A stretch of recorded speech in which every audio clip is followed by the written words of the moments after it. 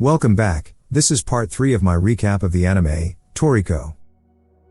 The story continues when Toriko and Komatsu arrive at Gourmet Town. The chef is mesmerized by the sights and sounds as it's his first time at the mecca of the culinary world. Zanj and his apprentices also arrive to see some sights and attend to business, but unlike the duo, they struggle to get inside because they don't have gourmet ID cards.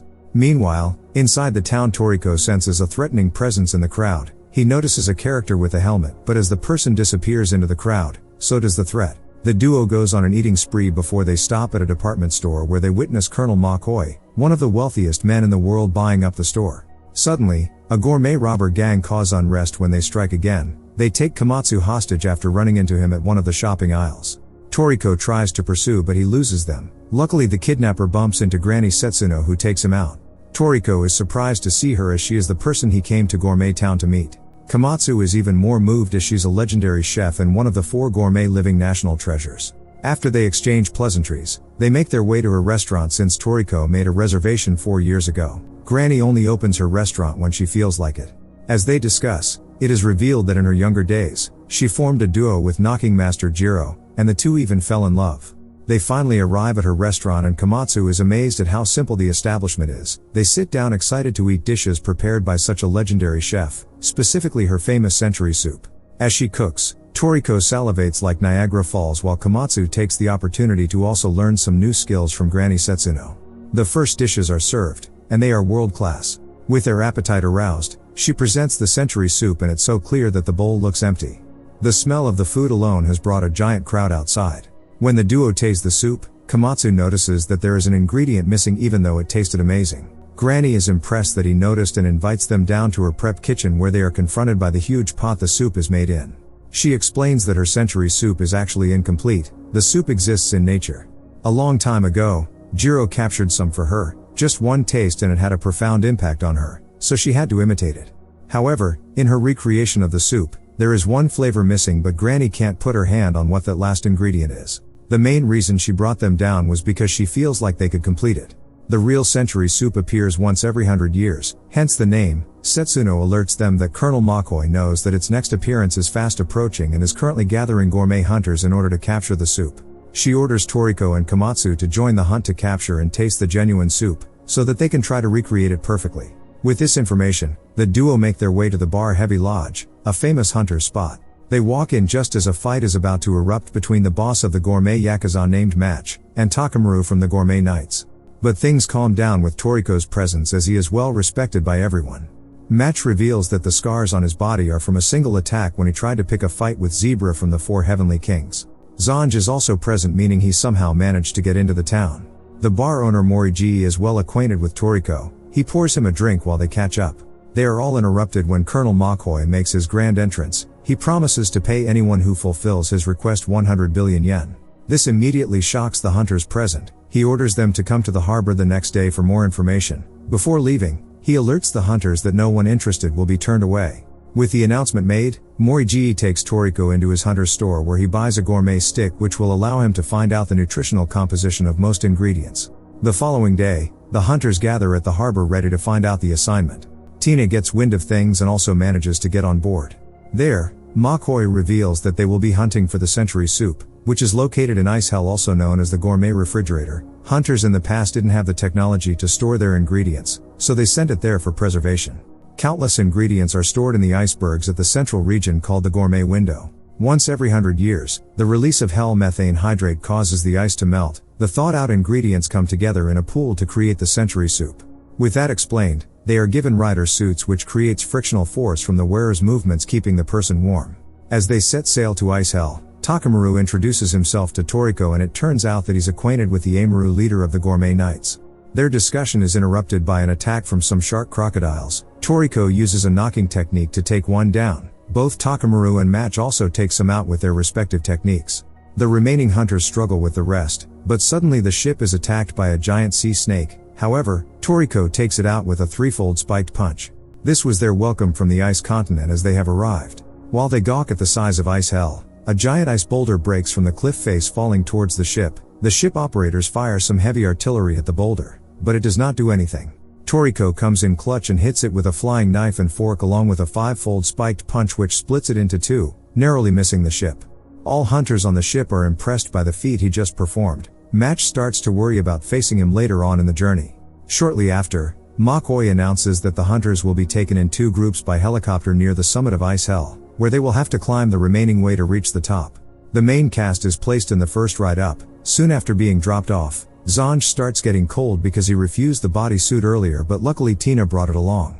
Meanwhile, back at the ship, the masked character from Gourmet Town finds McCoy's men knocked out all over the corridors. He assesses them before making his way to confront the colonel. The trillionaire alerts him that what stands before him is not his actual body, but a realistic robot of himself he remotely controls. He doesn't care who finds the soup, he will pay the person. Back at the cliff edge, the first group climbs to the top and are shocked by the intensity of the ice storm. They get startled when a tundra dragon stands before them, but upon close inspection Toriko notices that it's already frozen, but something is off. They also find past hunters frozen in place. With everyone at the top, they decide to stick together as a group to increase their chances of success, with Toriko taking the lead. Zanj decides to lead his apprentices and Tina down what he calls the easier route, so they split from the main group.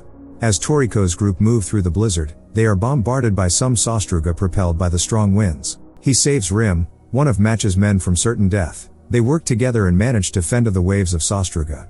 They press on a little further before Toriko creates a trench for them to rest a little while he keeps watch.